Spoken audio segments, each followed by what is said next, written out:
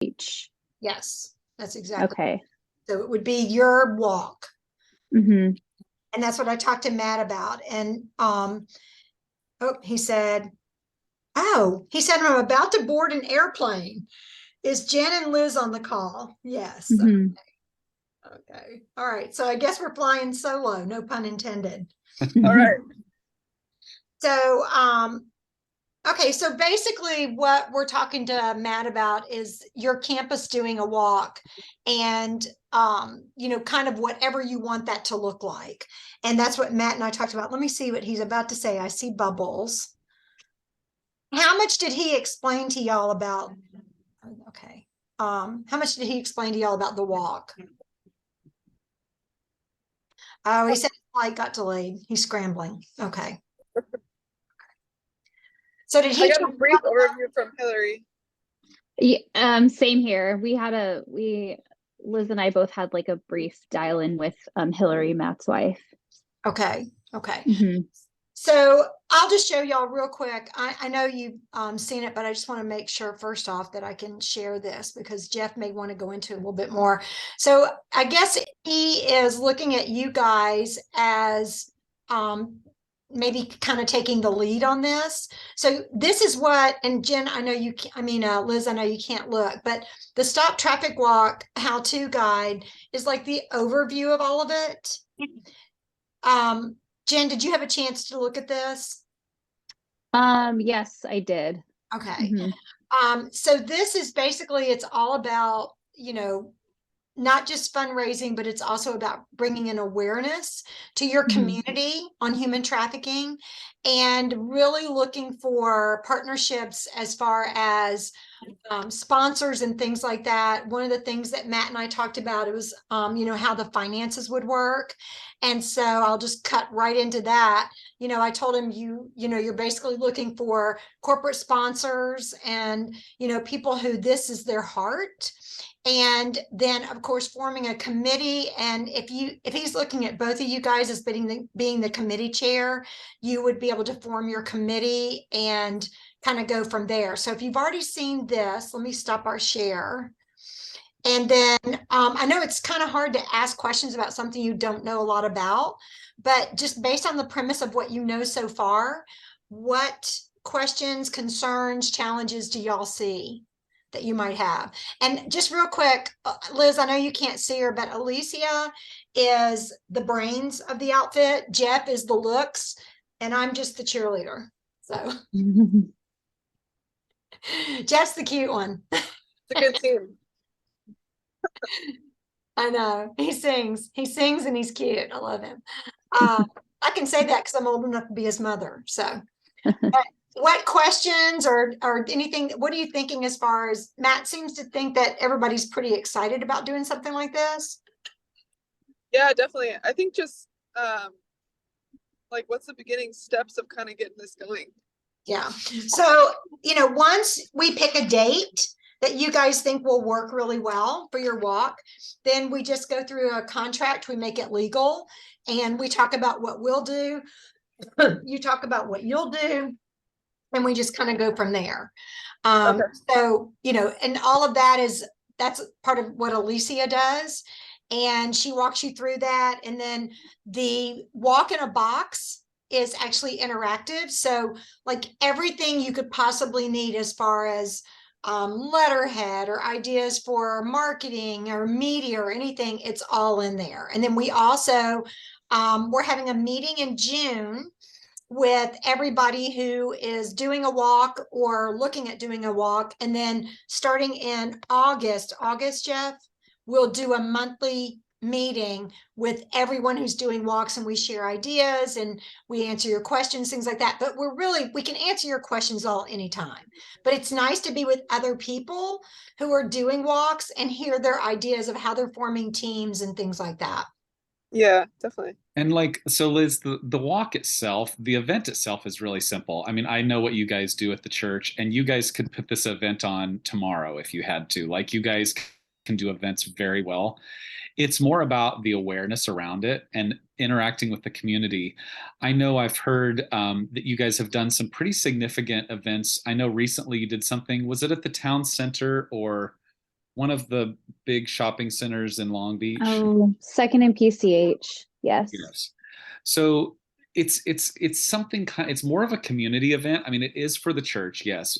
And we bring awareness because our program, Where Hope Lives, is the largest human trafficking rescue and recovery operation in North America. We're the second largest in the world. So there's a lot of awareness that comes with this. And honestly, quickly you'll become a voice on human trafficking in your community, maybe faster than you want to, but it's a great way to engage with the community. But then beyond that, just getting people in to be a part of this walk. Like for instance, in Phoenix, we've been doing this 4 years now, and the church is more, we call like a presenting sponsor. And there's a lot of awareness, a lot of exposure to the church, but we use it as an opportunity to connect with the community. So we have teams throughout the community that come in, Mayo Clinic, people like that, who form teams, and they're a part of the walk. And it's not, I mean, it's a church of, it's not really a church event, but they get a high visibility of the church. Now you can make this a church event if you want to. We have a church in Phoenix who just a couple of months ago did their own walk, and it was completely a church event. So, but it is a way, it kind of gives you another angle to connect with your community as a church, because a lot of people wouldn't come to your church for a service or a special day, but they would come for something like this. That's it's one of the last issues. This is especially, sensitive in California, but it's one of the last issues, social issues, that's not political. It's not Republican, it's not Democrat, it's just a human issue. And so it's very much a uniting issue. And we found that the churches who do this have made a lot of inroads with their community and reached a lot of people who they otherwise wouldn't visit. We pretty much set everything up for you so people can form teams. We have all of this ready to go. So like you can form if your kids ministry wants to form a team, if your Orange Theory wants to do a team. In Phoenix, we have an Orange Theory team that they do like events throughout the year to raise money for it. And then they come to the walk as a team. So like, think in terms of like Susan G. Komen or Alzheimer's Association or something like that. It's that type of walk where the community comes together. The walk itself is not long, and we do that on purpose because we want everybody to come. When you start saying 5K or run, a lot of people say, yeah, not me. I can't run. So it's more about creating this great event and what is a win for your church, because I know that you guys are really working aggressively to try to make inroads in the community. And so I could see this as a really great opportunity for you guys to hit yet another angle with the community and say, hey, we're here to support this and to walk and to shine a light on a dark issue. Yeah. And really what we do is we don't do the event for you. So you guys do that, but we are here every step of the way to walk you through the process and say, this is what you need to do. This is how it needs to look. We do have a lot of the tools for you. So it's just ready to go, plug and crank. And you can make this as big as you want to. Some churches do this and it's just a simple, small event on a, that they attack onto a church service. And some of, like in Phoenix, we do ours, it's pretty big. It's a community-wide event. It's on an off day. We have it at another location, and it's very large. So there's a whole spectrum of how you can treat this. It just depends on where you guys want. And the first question most people ask is, what does it cost? So we usually encourage churches to use corporate sponsorships to pay for that. I would say our walk, except for t-shirts, the t-shirts would be the only cost that is significant. That's our biggest cost for the walk. Outside of t-shirts, we definitely spend less than 10,000. It's probably more like 5,000. That's the venue. That's everything involved. And the venue has, restrooms and things like that. So we do a lot of it with people from the church. Like our kids ministry does face painting, and they sell things, to pay for some of the expenses that come with that. So it's pretty easy to break even on this. I don't think we've had a single walk that hasn't at the very least broken even with how the funds work. And then as far as the money that's raised, we split that. We leave a portion of that with a local cause there of your choosing, whatever you want it to be. And then the rest of it goes to the Where Hope Lives program, which is the human trafficking rescue and recovery. It's based here in Phoenix. Okay, that sounds awesome. Yeah. So with the walk, is there people that come out and will like speak about awareness for sex trafficking, or is that something that we're in charge of Yeah. doing? So we can give you a lot of tools with that. I mean, typically the answer would be no, that's something we can provide you, but you're part of the Dream City family, so you get maybe some things that other churches may not get as easily. The answer is yes. Like I'm in Los Angeles pretty frequently, so I could come and talk to your team on a night. If Whittier decided to do this, maybe we could even combine, two teams, and we could do one night. I could give a whole awareness talk, ask questions, but we could also, for the event, we could explore the idea of having a survivor come out and speak. We did that at our San Diego walk the last Okay. 2 years, and so that's a big component. And so, but we do have a lot of resources though that are available to you where you can. I really feel like once we meet with you and you kind of start to dip your toes in that, you'll see, boy, it's pretty easy to speak to the subject, and we can really equip you to speak on it from a position of authority. Okay. And part of what we can do as well, and Jeff can do this in a presentation, or he can drag me along too, is we can actually do an awareness type, family awareness event along with the walk, or maybe a couple of months before to launch it, and really talk to parents and their teens about the signs of human trafficking, how to prevent human trafficking. Is it happening in the neighborhood? Yes, it is. What does it look like? Because so many victims of human trafficking don't even know they're being trafficked. And I know you're kind of like, how would they not know?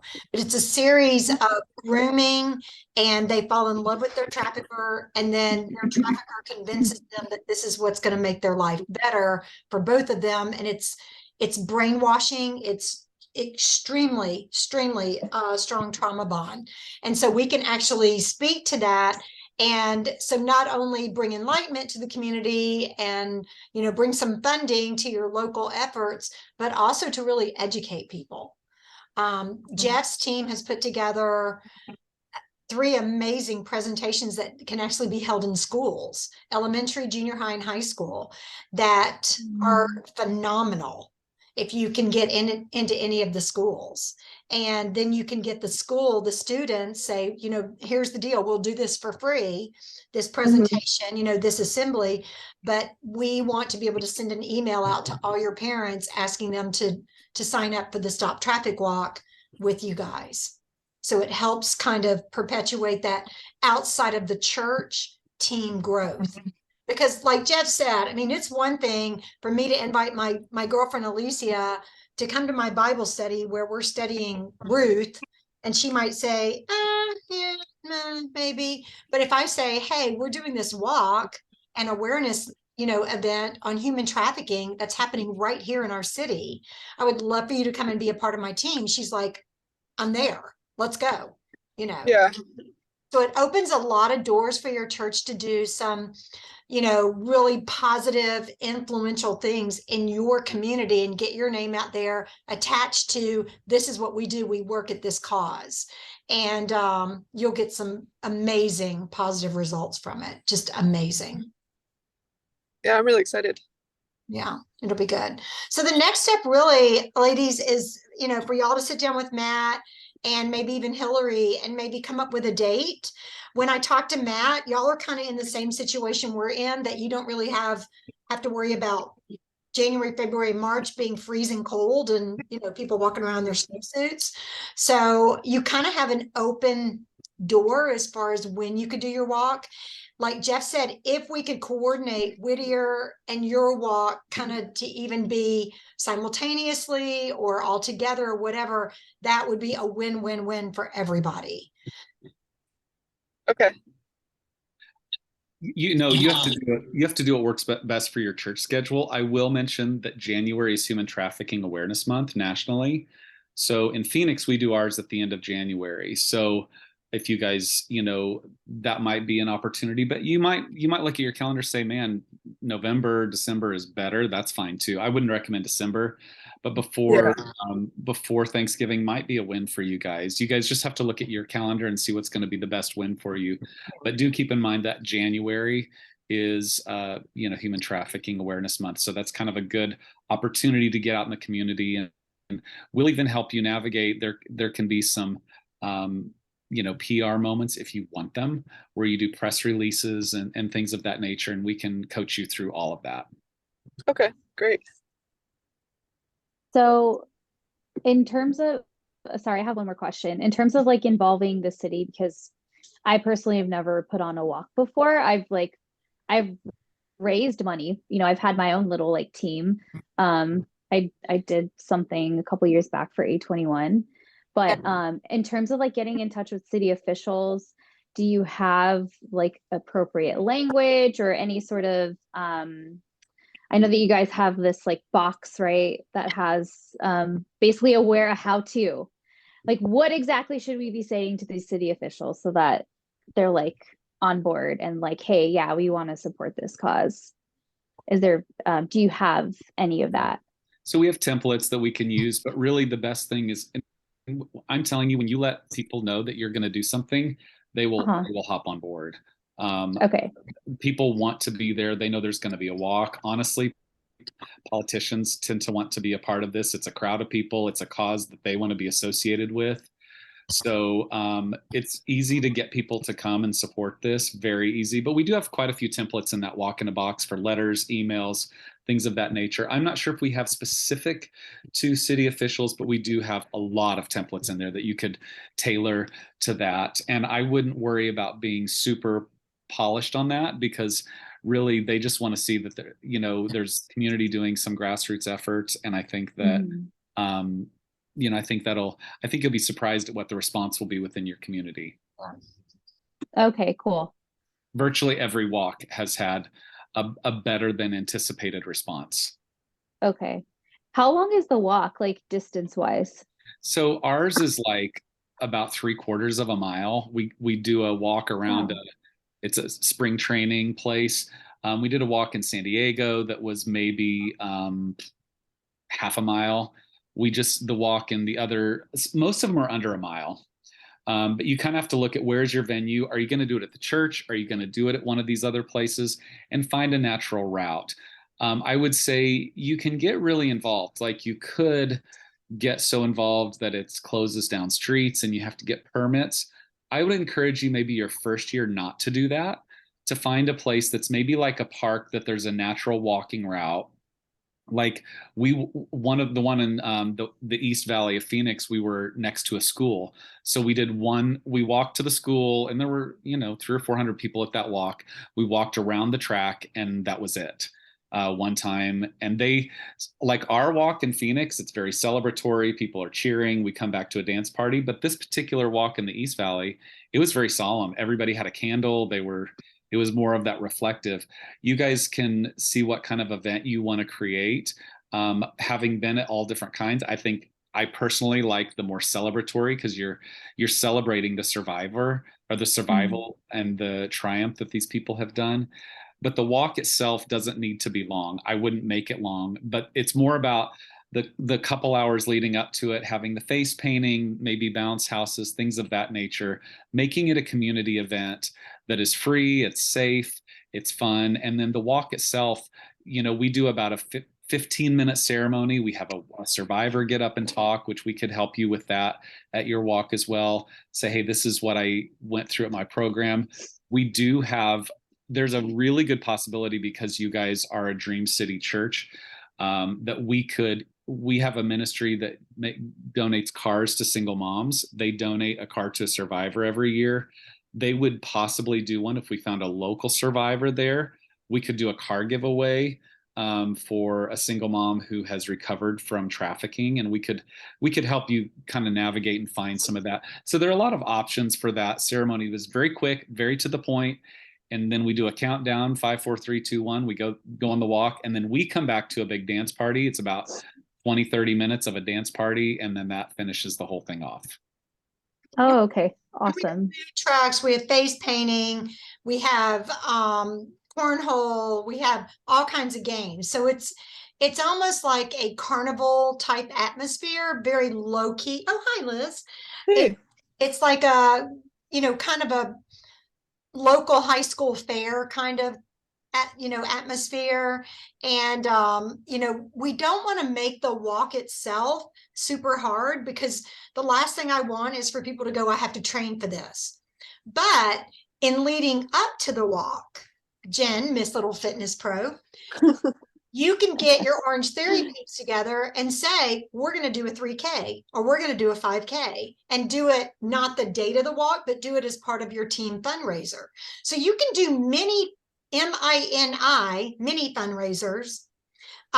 We have a woman at our church here that every year she's got this team of moms that blows it out of the water. She gets bouncy houses donated in her neighborhood and stuff like that, and has a huge block party and raises money. Oh, wow. This is That's very much, awesome. it's very much a kid's safety issue. The average age people are groomed is nationally is 12. I don't know what it is in California, but it's 12 years old. So it's very much about parents educating themselves about how to prevent this. So typically we lead with that, how to keep your kids safe. Because when you talk about trafficking, a lot of people are like, whoa, that's kind of heavy. But there's a big focus on online safety and keeping your kids safe. So that's the big lead, and that's kind of the hook, if you will, for the community, is we want to help keep your kids safe, because it really is a kid safety issue. And there's some very simple things. I mean, I can't tell you how easy it is to prevent kids from being trafficked if they know just a few things, and we can give you those tools. And like Joanna said, we have school assemblies, we have programs that you can use in your church if you want to do, and they're very age appropriate. We don't even talk about trafficking to the elementary kids, because that's a bit heavy. And even when we talk in high school, the trafficking aspect is pretty light. It's pretty much about online safety. But yeah, so it's something that again, it's a lot of opportunities. It's a lot of opportunities to engage with families, which is, it's my understanding that your church, that's kind of your key demographic, are people, younger families, people with kids. And so I think that's one reason I think you guys would do especially well with this. Awesome. Yeah, we have a lot of families. Yeah. We do. If you put it out there in your church and say, whoever's interested in, being a part of the committee to put this together, or put it in your bulletin or something, I think you'd be very pleased at how many people say, I need to help with this. I need to help with this. And you just go from there. Now, we actually, with our corporate sponsors, we let them set up a table, like almost like a vendor table at the walk itself. So that's kind of a draw as well. And they get their name on the back of our t-shirts and all that. But the biggest thing is they like to have their presence kind of seen. I mean, I own a business and I don't do it for the recognition, but you're crazy not to. If you're going to be a corporate sponsor. So we'll show you ways to really give them a lot of attention. The website, and I told Matt all about this. I pulled it up for him. The website that we use, One Cause, it is so user-friendly. I mean, I'm 4 days older than dirt, and I can figure it out. It is so user-friendly to set up a team, or to join a team, or to just sign up to walk. And then the one that we have coming up in January, I already pre-ordered my t-shirt with the right size. And I mean, it's very, very well done. Thank you, Alicia. But you'll find that it's very, very user-friendly. And we'll create a custom site for you. So it'll be like Stop Traffic Walk / Long Beach. Yeah. And you'll be able to go and you can manage, you guys will have access to everyone who registers. So then you can actually take those and you can stay in contact with them outside of the walk and say, hey, come back we're doing, one thing I would suggest is, maybe if you wanted to do something for kids, is maybe doing a parent university that's hosted by your children's ministry, where you talk to parents on an off night about how to keep your kids safe from being groomed online. You're going to get parents coming in who would never step foot inside of a church, but they will come for that. And you guys will have access to all of that database, who are people, and that's, in church world, that's gold.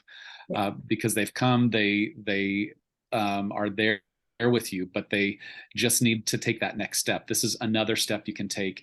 And that's kind of how we do it at Dream City is we don't say this is a Dream City Church thing, but everywhere they turn, they're interacting with Dream City Church Kids Ministry, Dream City Church Youth Ministry, all this and that. So you guys can go as hard as you want to with that, but there are a lot of, I mean, we're telling you about just a small number of opportunities.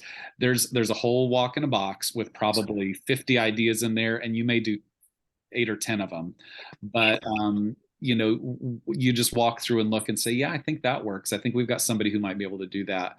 So really, I think for you guys, the next step is just determining when is a date that works. Once you get a date, we'll set it, and what is maybe a location or even a tentative location. We'll walk you through, we'll get it set up for you online, and then you'll do some kind of big rollout. Like let's just hypothetically say that next week we got a date of January 10th or something. We would try to, in the next couple of weeks, get all that set up. Then you guys could do a big launch where you say, hey, we're announcing the 2024, 2023, whatever, Stop Traffic Walk. Go to stoptrafficwalk.org/Long Beach to register. We have promotional materials that you can use. Put your name in here. It's got the whole advertisement for it, and you can build that specific to your walk. And so, yeah, I think that's probably the next step. Great. I'm looking forward to it. Do you guys have any questions? I think I'm okay for now. Yeah, I think so too. So the main thing is picking a date and then a tentative location, but then we would also need to pick committee leads, correct? Because Liz and I, go ahead, sorry. Yeah, I mean, the thing is, Jen, that once you put it out to like your small groups and your church leaders, or you even announce it from the pulpit and say, you know, we've got a sign up table if you're interested in hearing more about it, you're going to be shocked at how many people are going to be like, what can I do? Well, what are you good at? Well, I'm good at talking to companies, or I'm good at media, or I'm good at advertisement, or I'm good at, you know, and you might even know what they're good at. And then also be thinking about who do you know in your congregation or in your immediate community that might want to take the lead on something. If they're a natural leader, they're a go-getter. I, of course, am nothing like that. I'm very laid back and easygoing. That's why Jeff loves me. But, you know, you probably need to have one committee, you know, one chairperson. And then at that point, you have your committees formed. And then what we're doing and what we've done the past couple of years is we have, leading up to the walk, a monthly Zoom meeting where we just kind of catch everybody up. That way they don't have to drive anywhere. They don't have to go anywhere. They just jump on their computer. And then the 8 weeks leading up to the walk itself, we met every single week, like every Monday night. And so if y'all needed us to jump on that to answer questions or put out any fires for you, that's what we would be here to do. We would be your support. But we don't want to take away from the culture and the nature of your individual walk. We don't want to say, well, you have to have this, you have to have this, you need to kind of make it your own. You know your culture, you know your people, you know what gets them excited, you know what they would work for. We don't necessarily know that. So and there's definitely a need for a chairperson. Now those, and I know Matt mentioned you guys, that those maybe, you know, you guys could be co-chairs as well, where you're both part of it. You know, different people have different strengths, and you just say, divide up, these are the responsibilities. That's something that a lot of walks have done as well, is have 2 chairs. But you need a face of it, somebody who can speak for it, stand up in church and talk, all those kind of things. Liz, that's you. That's you, Jen. well, I'm going to tell you guys something. I've been given literally 90 seconds to speak from the pulpit, and I've been given 30 seconds, and I can pretty much get it down to 27 seconds. So it's because we show the video, and then I just stand up there and say, as this year's chairperson, I'm just telling you, go out front, register for this. This is your children. This is your family. This is your community, and is not going to go on in our city. And you just fire them up. I mean, you just get in their face. Yeah. And they kind of go, okay. And then you have several people around the table giving them the flyers. This is how you sign up. Here's an iPad. Go ahead and start your team. All that. It's fun. Sweet. Yeah, it is. No, fun. I fire people up for a living, so I know. Well, I used to be in the olden days when they used to call it aerobic instructors. That's what I did for 18 oh, cool. I was a personal trainer. I called it adult cheerleading. It very much is. It very much is. Yes, Adult cheerleading is just definitely. motivating people to do what they don't necessarily want to do, but you make them want to do it. Yeah. Okay, well, we're gonna have fun. So you guys, talk. And Alicia, can you email them the link to the walk in the box? Yeah, so there is an interactive guide that has hyperlinks in the guide that takes you to the specific parts of Walk in the Box.